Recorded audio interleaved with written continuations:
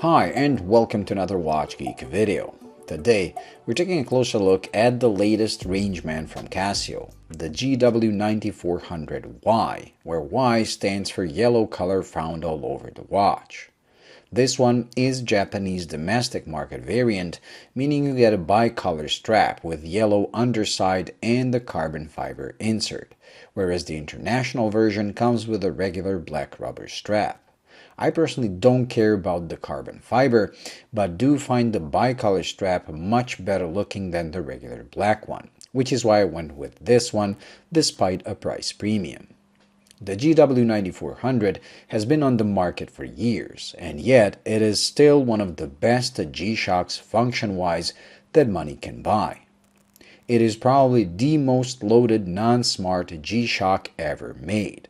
Before it was launched, Casio always made a compromise function-wise. They would give you certain features and remove others, forcing us to have at least 3 watches to cover everything offered in their lineup. The rangeman was the first watch where you got the feeling they did no compromise and just threw all the tech they had into one product. From the triple sensor technology, featuring a full ABC package, so altimeter, barometer, compass, and thermometer, through a 1,000-hour stopwatch and a full 24-hour countdown timer to the sunrise and sunset data.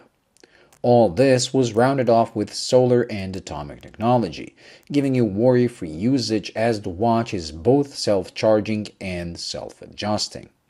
This range of functions also explains why the tutorial I made for it years ago is still the longest one I ever recorded, forcing me to split it into 2 half-hour-long videos. And I dare you to watch both of them all the way. The only thing missing that I can think of are moon age and tide graph data, but I would take sunrise-sunset data over those two any day.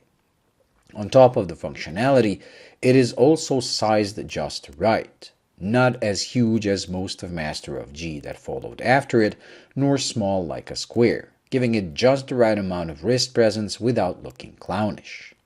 The one issue associated with it were the broken lugs that I also covered in my review of the regular black model.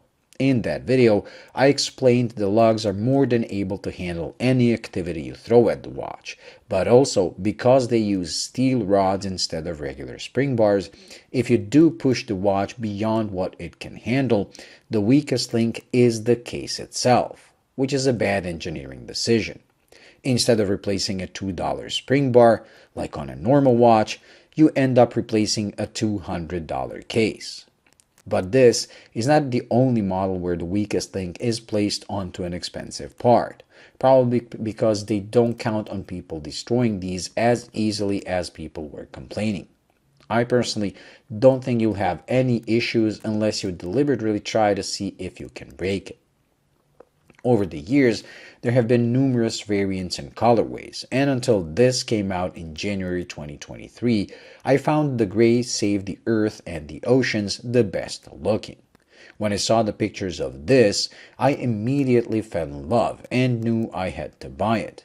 Not only does the yellow work great with black, but it also has my channel colors, so I knew we were meant for each other. The one thing that kind of bugs me and could potentially lead to me selling it is the fact you have 2 shades of yellow. The one on the face of the watch under the crystal and on the bezel is a nice and rich mustard yellow, which I like. But for some reason, the one found on the outer parts around the buttons is a lighter shade, which I don't like. It still doesn't bug me enough to sell it, but I know us watch geeks. Even the smallest detail that bugs us can grow over time to become way more important than it should. That is sadly one of the symptoms of this disease we have. Other than that, it is the best looking variant of one of the best old school tech G-Shocks you can buy, and you definitely should, especially if you don't like connecting your watches to your phone and like them to be self-sustainable, like I do. Thank you for watching. I hope you enjoyed and found it useful. If you did, please like and subscribe, and I'll see you in the next one. Bye.